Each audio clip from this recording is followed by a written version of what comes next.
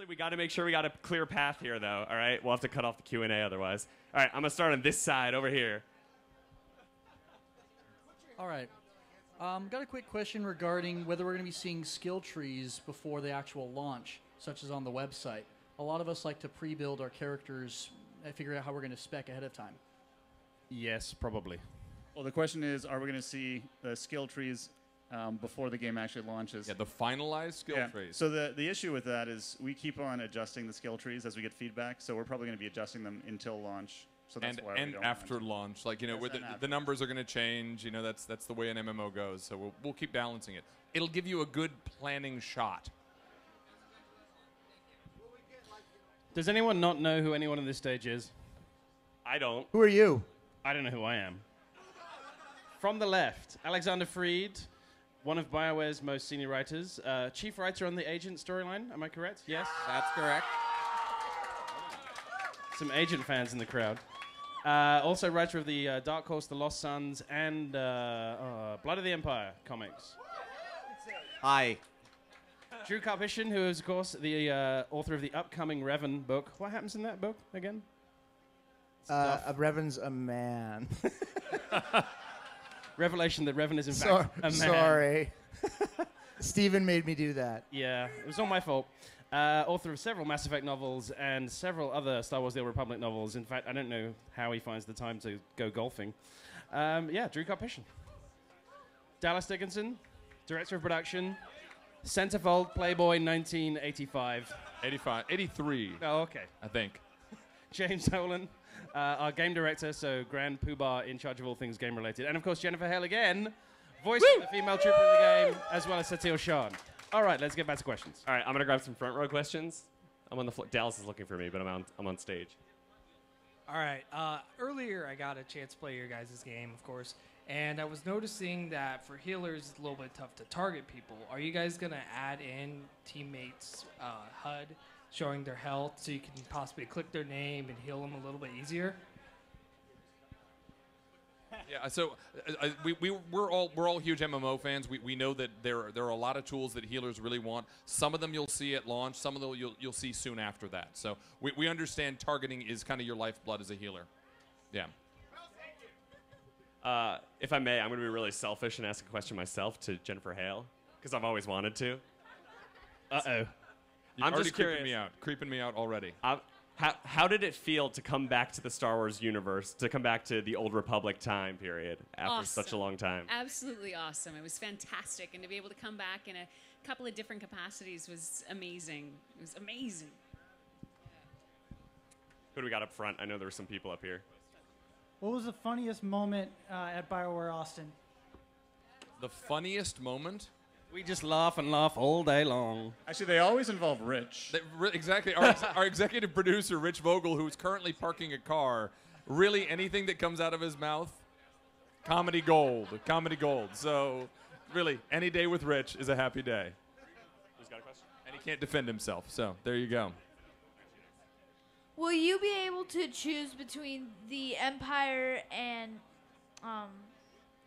the Republic during the campaign? I mean, to play as one of them? So the question is, I think, are you able to choose between the Republic and the Empire? Like the campaign. During the game, can you switch sides? So you aren't able to switch sides during the game. Once you make your choice, if you're going to be Empire or Republic, you are Empire and Republic for all time. But you choose at the beginning of the game what you want to be. All right, not entirely from the game, but what are the developers' favorite Star Wars? Empire. A New Hope. Christmas special. I mean, Empire. Nice. I mean, Empire. Empire. Every day is Wookiee Life Day for me. Return of the Jedi for me.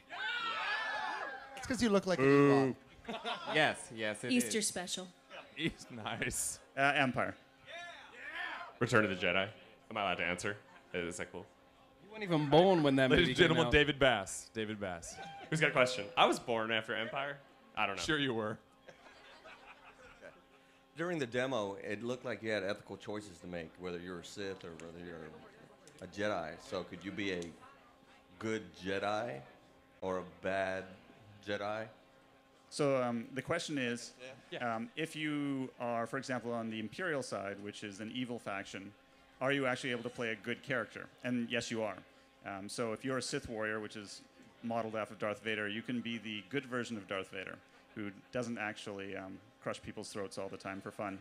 And if you're on the Republic side as a Jedi Knight, you can fall to the dark side. So your moral standing is actually not determined by your faction. It's decided by the actions that you make in your story. Yeah, I just finished playing through as the agent, making entirely light side choices just to see how that felt. In addition to it being mind-blowing and crazy, the story is really actually, it's very cool. It plays very well if you're trying to keep a moral code while supporting the Empire. Okay, I got kind of two questions in one here. The young gentleman that was asking about the being able to switch between the Sith and the Empire and the Republic, you know, I understand you can't be able to switch mid-game, but would you be able to have characters that are Empire and Republic on the same server, and would you have multiple servers for the game? So, can you have an Empire and a Republic character on the same server? Absolutely.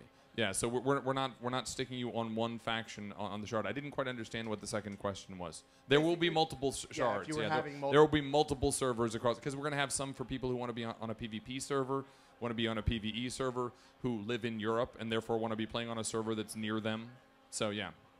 For everyone who is a PvP fan who was about to come and flame us on the forums for that answer, there may be reasons in addition to us just randomly putting two factions on the same server that we have not spoken about yet.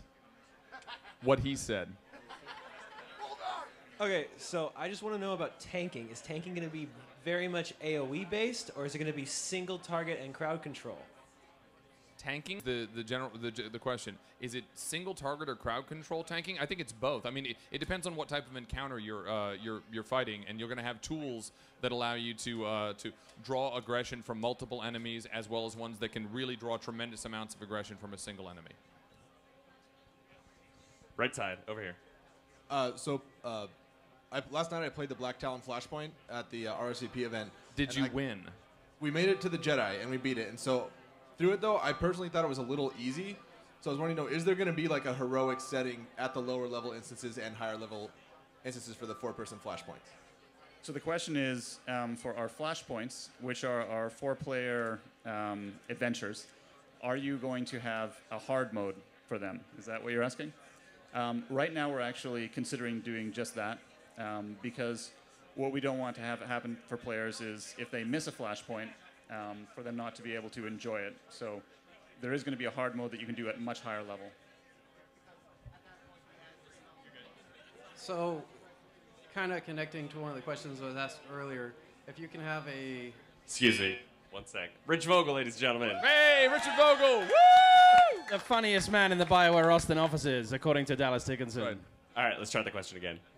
If you can have a player that's Empire and a player that's Republic on the same server, can you be in a different guild with the Empire guy and a different guild with the Republic guy? Yeah, well, I mean, just as every character can be in a different guild, right? It just is with other games that you've been in. So you can have 5 characters on a shard and then actually have each of them in a different guild. Are there plans for post-release apps for smartphones like specking and crew skills and whatnot?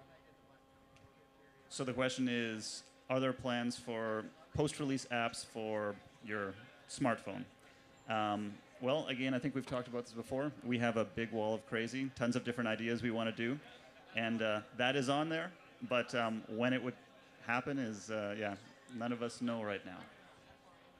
On all levels of creativity, is it easier being released from the canon of the films? I know the characters are based off, Han Solo or Darth Vader, but creatively, is it easier having your own world in the Old Republic as opposed to being tied to the film's canon?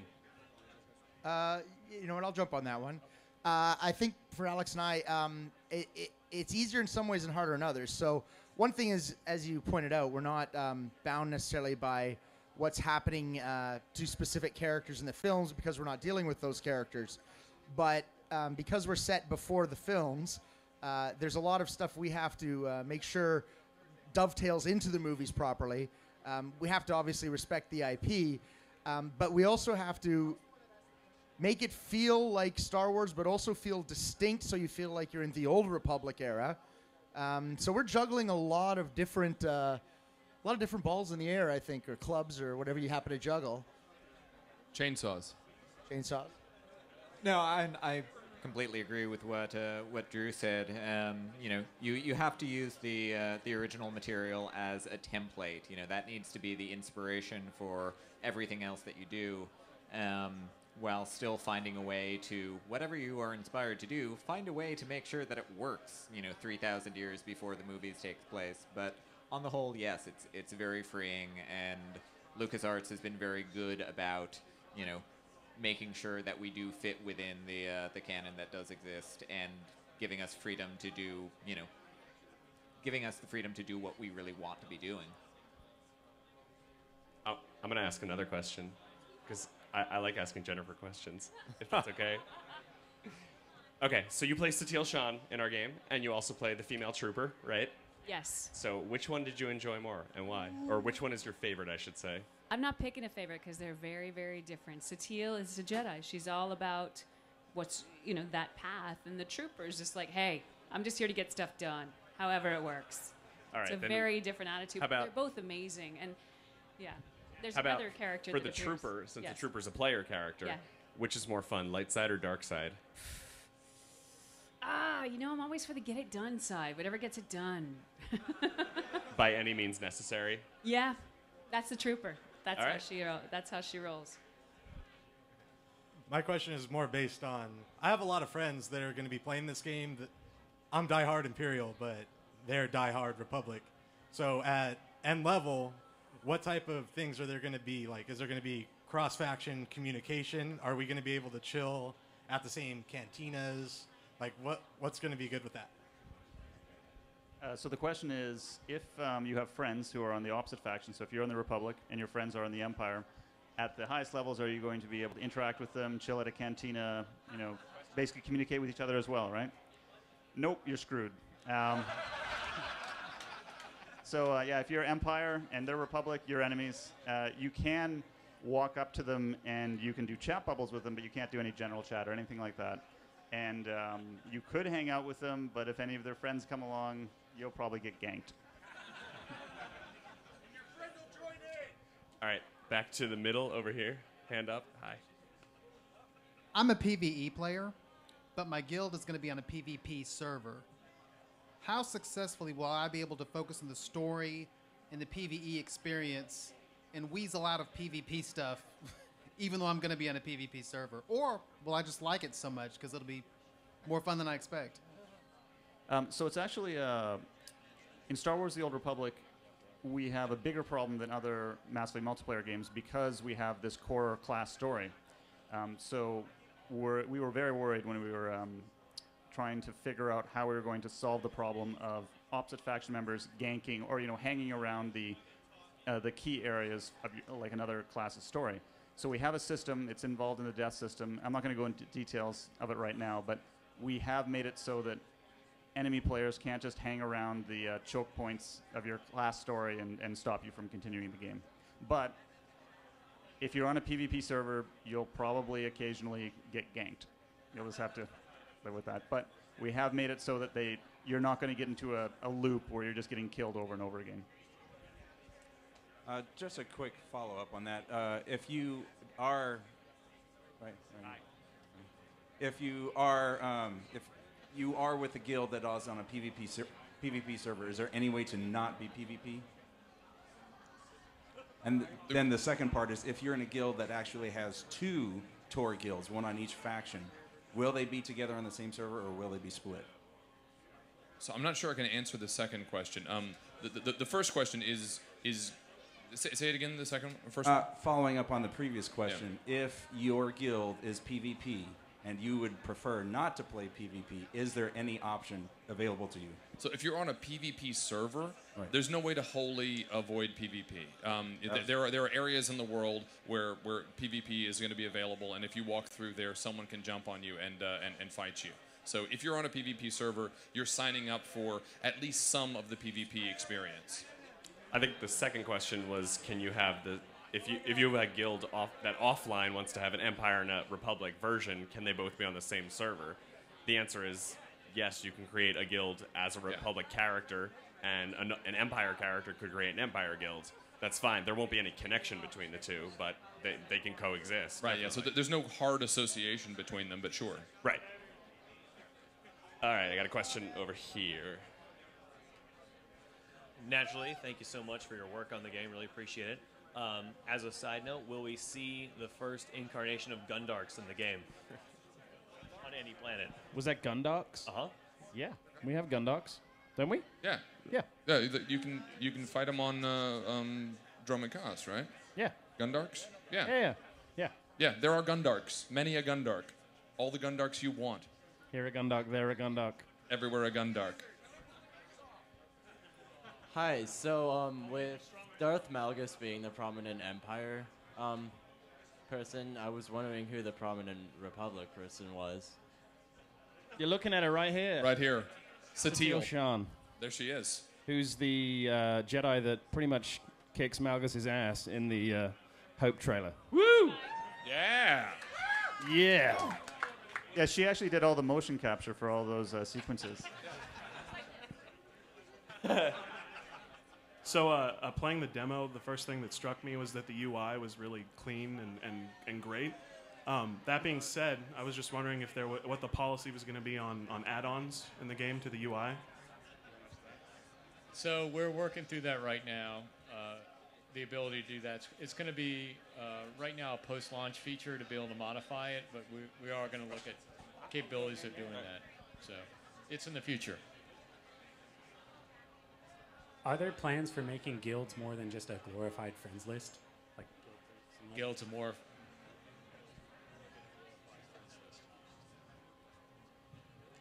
So the question is, are there plans to make guilds more than a glorified friends list? Yeah, we want to have full-featured guilds. They already are more than just a glorified friends list, and we're going to be adding on features. They're actually one of the highest priority parts of the game in terms of social features. So we're going to have a lot of features for ship, and we're going to have a lot of features right after ship. Yeah, it's a high priority item for us. Did you feed him your question? No, I'm not. No? Change your mind? All right, I'm over here. As far as guild structure goes, are you going to modify it in any way? Like add in certain structures in which you can modify the guild structure as far as commands and different certain jobs and so forth?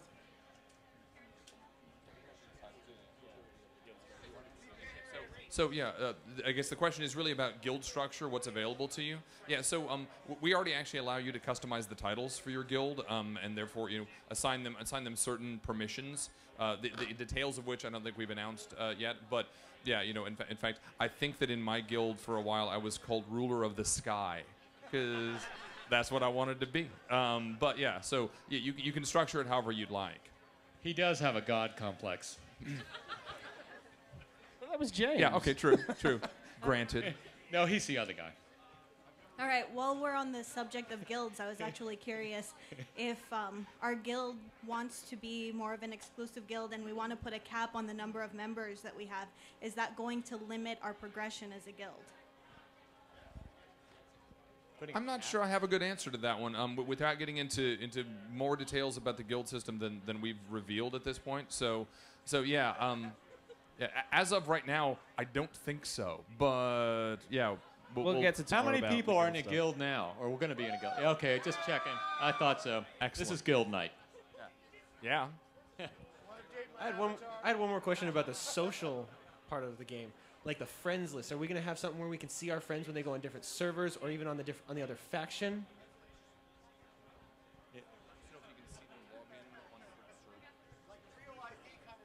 I like how they discuss it. Currently, you won't be able to see friends logging on to different servers. You'll be able to see friends logging on to your server. That is on our wall. That is on our wall of things we want to do, by the way, for sure. But we do have some innovative friends features that haven't been in MMOs before, which I'm not allowed to talk about. So. I was noticing that you guys, I don't know if it was a slip of tongue, you kept saying shard instead of server. Is there any reason behind that? I don't know. I guess a long time ago, we started that term with UO, and it's stuck with all the MMOs. So yes, server. Yeah, that's exactly. This is Rich was one of the original developers of Ultima Online. He says shard. Yeah. We do what he says. So yeah, so. we say shard. It could mean server. It could It's mean all world. my fault because I just say it all the time, just as natural. It's just like, you know, UO, nerfing came out of UO. Everybody says talk about nerfing. That all came out of UO. All that stuff just kind of became slang. All right, left side, all the way on the left side. Hello. I'm curious about the end game of Tor, and So are we. And you know, I heard about the Eternity Ball and whatnot. And is there any more plan about Endgame? Talking about Endgame. So the question is about the end game. So once you reach level 50, what are you going to be able to do? Right now, you've just heard of Eternity Vault, which is our operation, which is our way of saying raid. Yeah, we have more operations planned. We have high-level, level 50 flashpoints planned. We have PvP war zones that you'll be able to do. We have space missions that you'll be able to do. And we have an entire planet devoted to single-player play at the highest level. Last couple of questions, guys. Hold on, I'm making my way over here. Make them count. Other side. Hi, I'll get I'm to a that. fan of character development, and I was wondering if you're going to have the opportunity to change the hair length or the hair color, like fun colors, like purple, my favorite color.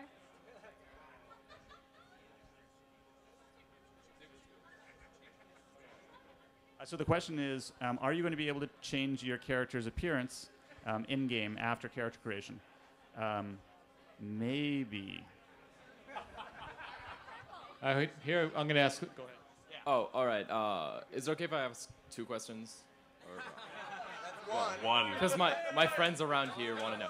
All right, so the first one is, are there any systems in place for weapon customizations, like enchanting in other games, but adding different colored crystals, stuff Yes, like that? and it's actually a huge part of the game, especially with lightsabers. In fact, you can take your lightsaber that you get at the very earliest levels, and you can keep it all the way to the end of the game just by upgrading Oh, that's cool. And the second one was, do the different races for the different classes, do they have an effect, like racial abilities, different statistics, or is it just cosmetic? Actually, yes, we have that planned, and I'm almost certain that it's going to be in for ship. We're working on it. Sure, no problem.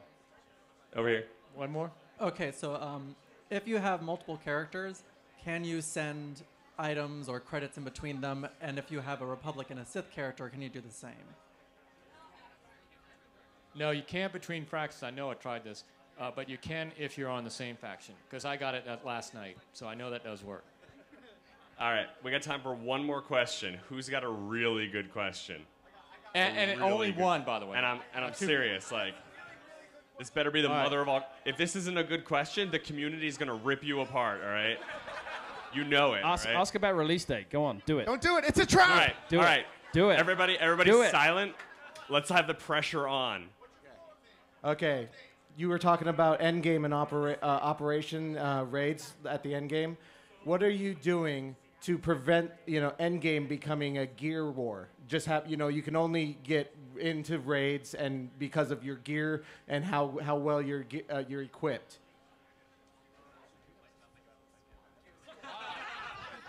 We do actually have a system that Stephen would kill me if I talked about. So we are thinking of that and solutions, and we'll have information about that in a couple months. And the reason we don't month? talk about things like this because we're just implementing them in the game now, and we're trying to figure out from design-wise. And once we get something set, we'll talk about it because we don't like hyping about something we haven't done yet because it may not happen. And I've been through that before. You make a lot of promises and you just can't deliver, and we're trying not to do that. So that's why we haven't answered some of your questions. Yeah, so when we say something, it's something we hope is going to become in. We actually had racial attributes in at one point. We've taken them out, and then we're going to try and get them re-implemented in a way that would be actually good for the game. But Yeah. if we don't find a good way, it's not going to be there. Right. All right. I want to thank very much the lovely Jennifer Hale for joining us tonight. Yes. And of course, the rest of our lovely developers. Well, not as lovely developers, but Thank you, guys. We're going on for a couple more hours here, so hang out. If you guys haven't had some drinks, there are 2 bars on the left side, one on the right, or I guess your right, my left, whatever. So hang out. We're going to be milling around the crowds, saying hi to all of you, so stop by, say hi to any of us, ask us any questions you want, and we'll be happy to say we can't answer that. Enjoy. Thanks, guys. Have a good night. Have a good time.